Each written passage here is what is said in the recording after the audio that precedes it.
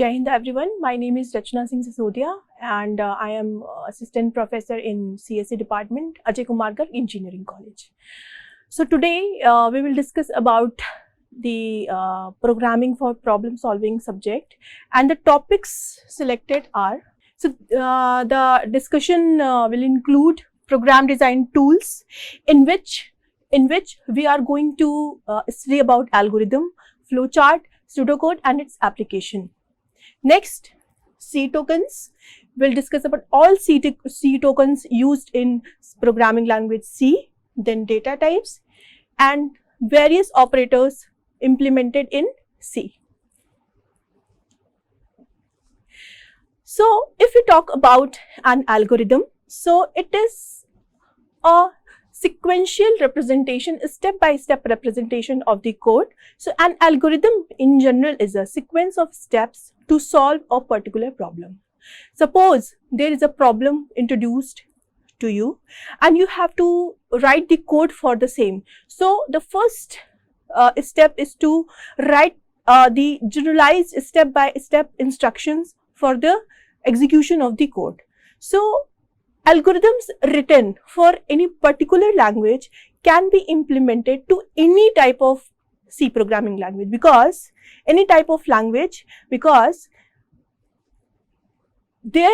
algorithms are universal for all the programming languages.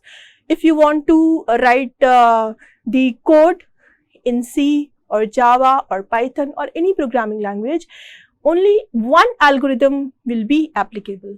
So, the algorithm we use in C programming language is also the same algorithm we use in every other language. So, while designing the algorithm, we must understand the techniques involved to design it. So, there are some qualities of a good algorithm. Input and output should be defined precisely. There should be one input and the display, that is called the output, is done in a very well mannered. Each steps in algorithm should be clear and unambiguous. Unambiguous means there should not be any repetition of any expression. Algorithm should be most effective among many different ways to solve a problem. An algorithm shouldn't have any computer code. It just give the idea about the to solve the any problem given.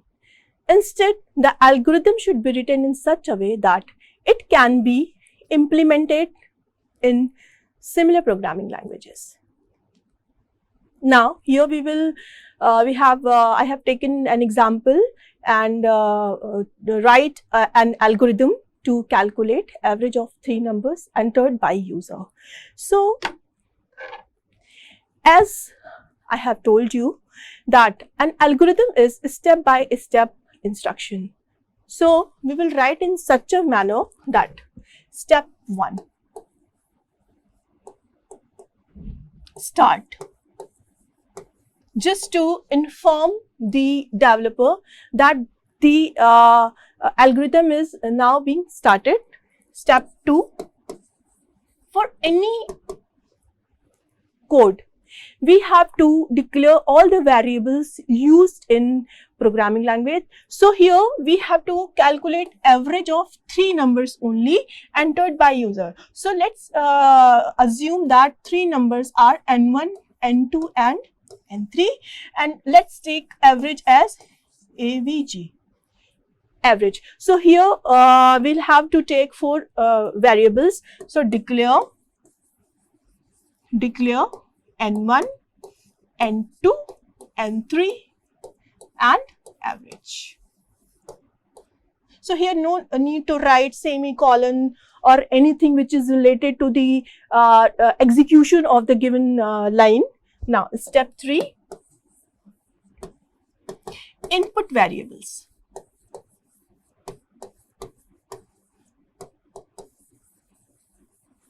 Input variable means that, for example, for this question, we have to input the value of N1, N2 and N3.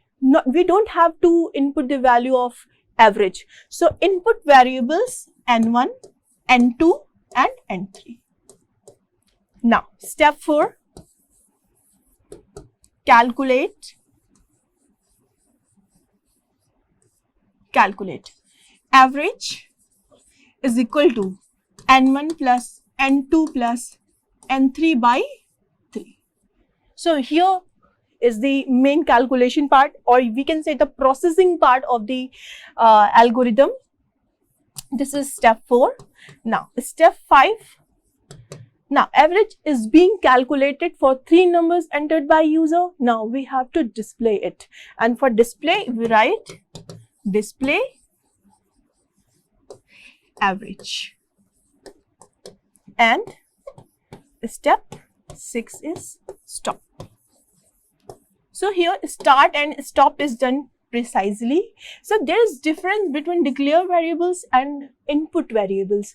Here declare variables, we have considered all the variables used for C programming for that code, and variables, input variable means to those variables you have to mention those variables to which input value is given while calculating the output, right? So here we have not mentioned average variable, because average part is just to find the output of the given. The second approach for designing any problem solving is flowchart. So what is this flowchart? It is a pictorial representation of the algorithm. First algorithm is written, and then we'll have to draw the flowchart for the same. So a flowchart is a type of diagram that represents a workflow or process. It can also be defined as a diagrammatic representation of an algorithm, or a step-by-step approach to solving a task. It is the instructions actually mentioned in the flowchart is similar to the steps presented in any algorithm. But in flowchart, there are some specific symbols that we are going to implement while displaying the or presenting the flowchart. So the flowchart shows the steps as boxes of various kinds, and their order by connecting the boxes with arrow. So while designing the flowcharts, we'll have to be careful about the guidelines for developing it. So flowchart can have only one start and one stop symbol. General flow of process is top to bottom or left to right, and the arrows connecting the different symbols should not cross each other. So we will easily understand this flowchart with an example. Before that, let's discuss about the symbols used in flowchart. So first is oval shape, and its symbol is like this, and this is used to represent start and stop. Second, rectangular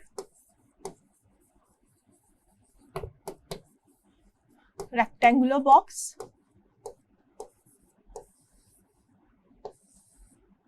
to represent process. Like if you have to calculate any value, so you'll have to, like in the previous example we had calculated the average of 3 numbers. So here processing will be displayed in rectangular box. Now 3, parallelogram.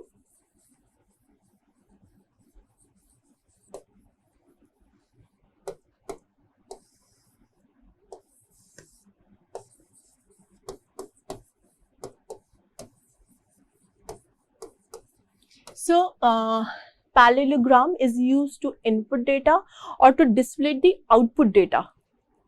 Fourth, we have connecting arrows like this, and it actually represents the flow of the instructions given by the algorithm. So let's take an example. Draw a flow chart to find the largest between two different. Yes, one more thing is there I missed out. Decision box. Decision box. Decision box is basically represented as a diamond.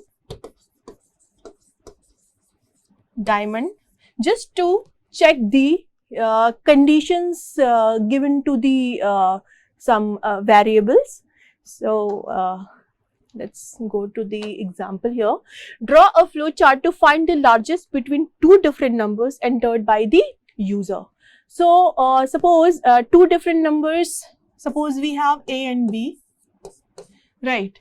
A and B, and we have to find either whether A is largest or B is. Okay, so for that, first we'll have to start from the start box that is represented by an oval. So start. Now, second we have to declare variables, and here variables are A and B. So here I have used a rectangular box that is actually being used for the processing of data, but for declaration part we can take or we can use this rectangular box as well. So declare variable, and now input variable at the time of displaying output, input variables. So we'll have to input the variable of A and B because we have to do the comparison between A and B. Now next is to find the condition. Condition means if A is greater than B. So in this case, display A is greater, and this is the condition of true and this is a condition of false. If A is greater than B, condition is true, then this part will be displayed. If it is false, then it will display like B is greater. So we have displayed the output through this parallelogram box, and the next and the last step is stop. It tells the programmer that the logic is being implemented and the output is being displayed, and this is the stop end of the flowchart. The third and very much important approach to implement any code is pseudocode. So what is the pseudocode? Pseudocode is a method of writing an algorithm. It cannot be compiled or run like a regular program. It gives the clear picture or the clear logic towards the program, and the developer choose the pseudocode given by the previous team, you can say, who actually involved in designing that algorithm. So once the pseudocode is completed, then it is easier to write the code for any programming language. So pseudocode can be written how you want, but some companies use a specific pseudocode symbols to keep everyone in the company on the same page. Some companies, like software companies, they adopt sameness behavior so that a generalized form of syntax is being implemented. So syntax is a set of rules or how to use and organize statements in programming language. It also, pseudocode also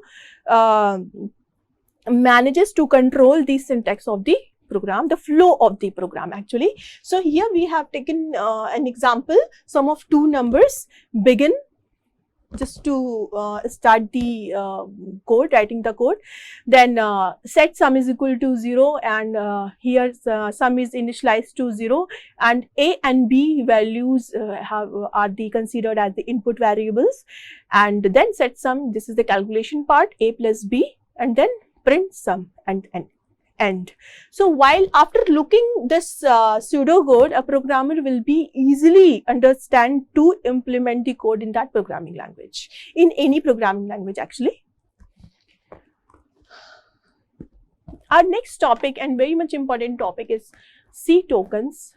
So in C programming language, the smallest individual unit is considered as the C tokens. It could be a keyword, an operator, an identifier, special symbols, constants, and strings. So whatever the unit we are using in writing the code are considered as the C tokens. We'll able to discuss each tokens one by one. Keywords in C. What is a keyword? So a keyword is a reserved word. It is designed by the C functions only. We cannot use it as a variable name, and there are some keywords already proposed while implementing the language, and we cannot use it as a variable name or a constant name, etc. There are 32 reserved words, keywords in the C language. So here are, let's have some glimpse about the keywords in C language.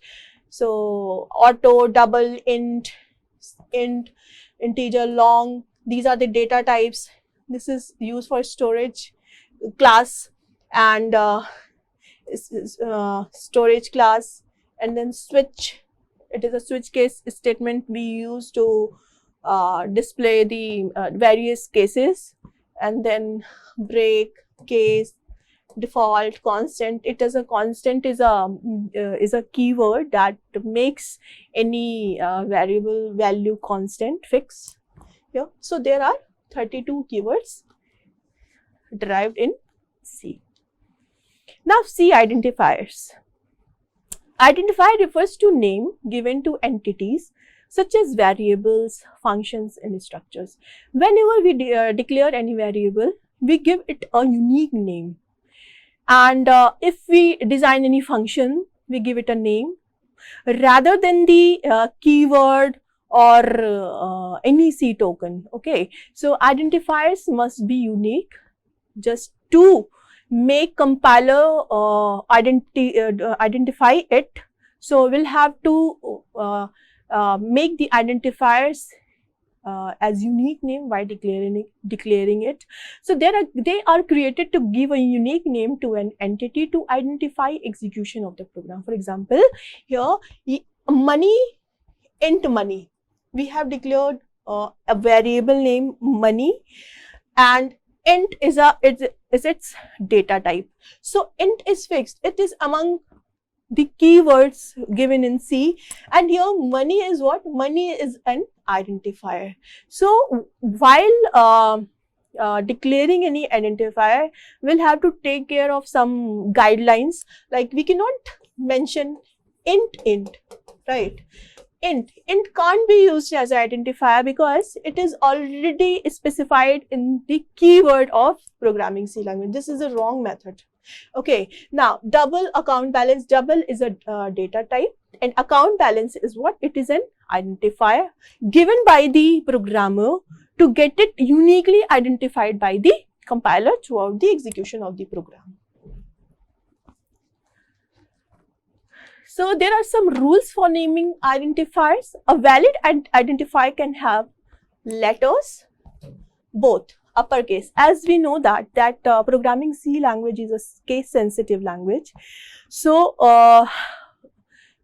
whenever we declare any identifier, we can use any letter, either it is in uppercase or lowercase letter, digits, right, and underscores.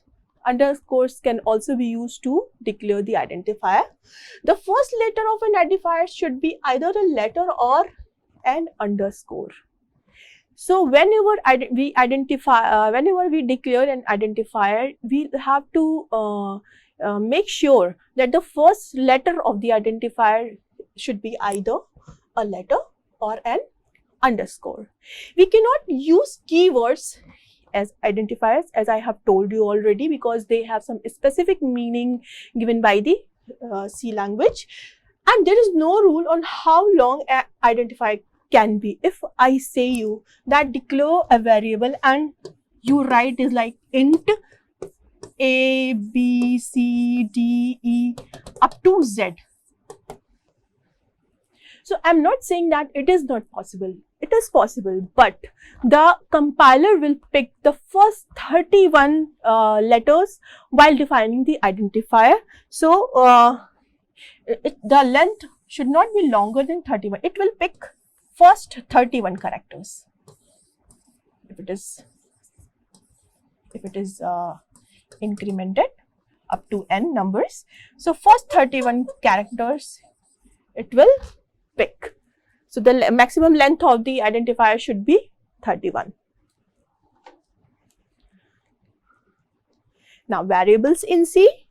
So if we see these declaration of variables, A, B, C are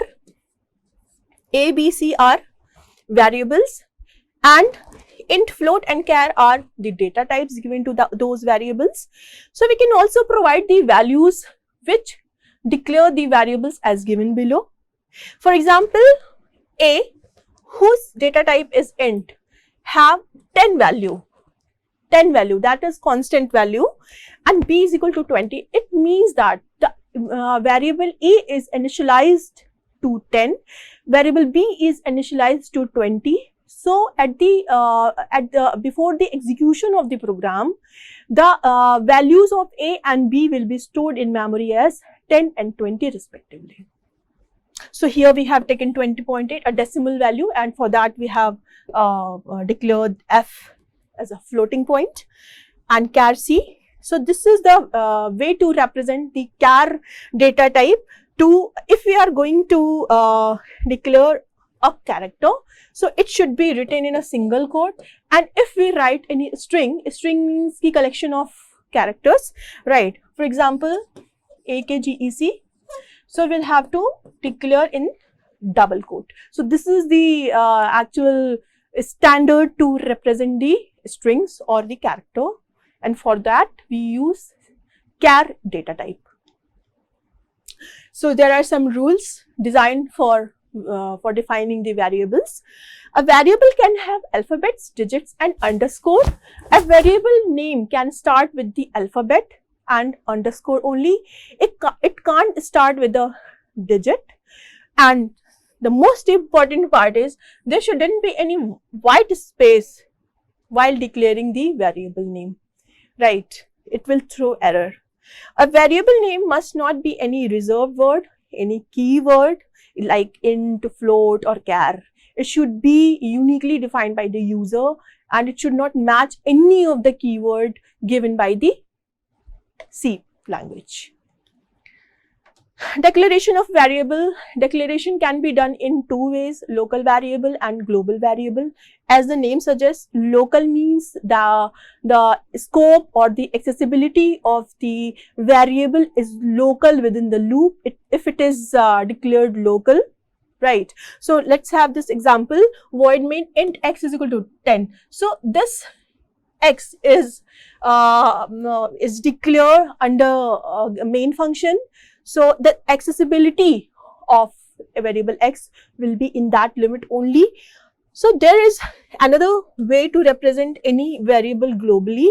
So a variable that is declared outside the function or block, if it is declared outside the block or outside the function or the block is called global variable. Any function can change the value of the global variable. It is available to all the function. So if it is declared globally, it can be accessible to other functions as well apart from main function to access the value of that variable. So here if it is declared globally before main function, so value the value of the variable value is 20, accessible by all other functions. constants in C.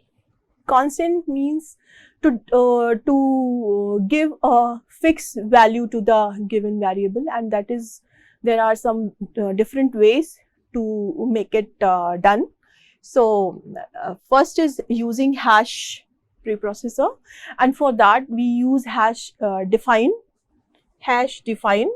and identify value. Okay, so if we want to fix the value of length as 10, so this is the syntax. We will not put any equal sign here between length and 10, and it is done at the place where header files are written. Okay, and so this is the first way. This is the one way to make any constant, and this is the second way to use constant keyword. It is a keyword that actually placed before the data type. For example, we have written a constant, data type, variable name, and that variable name's value is fixed as 10. Same is done for width also. So when we deal with data types in C, so they are classified in 3 types. So a data type specifies the type of data that are variable store, such as integer, floating point, or character. So there are 3 classes of data types. Primary data type, in which we are going to study about the char, int, and float, and then derived data type. Those are arrays and pointers. And then there are some user defined data type as well that we will discuss later. So if you talk about the data types used in C language, there are a variety of data types and their format specifier. Like when we write printf scanf function, we mention the data type for the given variable declared there. So we need to mention the format specifier as well. So here the size is also mentioned and the range. So for example, if you take char data type, its format specifier is %c and the size given to it is 1 byte, that is equal to 8 bits, and the range calculated is -128 to 127. If we talk about char, they are further classified in 2 parts, signed char and unsigned char. Signed char means that the value is either positive or negative, right? And unsigned char means the value is by default positive. So there are some more data types here. For example, if you use signed int, %d is the format specifier.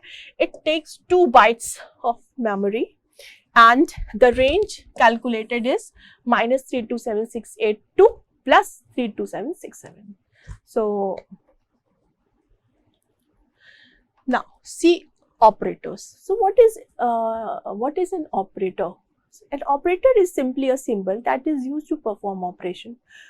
In mathematics, like we use addition, subtraction, multiplication, and division, and so in C operators also there are a variety of, actually we can say that C programming language is enriched with operators, and so we'll discuss about some operators here. First one is arithmetic operators, then relational operator, logical operators, bitwise operators, ternary or conditional operators, and assignment operator. Each operators are having its own specific definition and its function.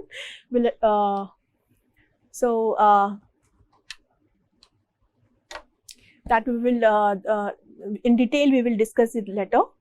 So thank you so much and keep studying. Thank you.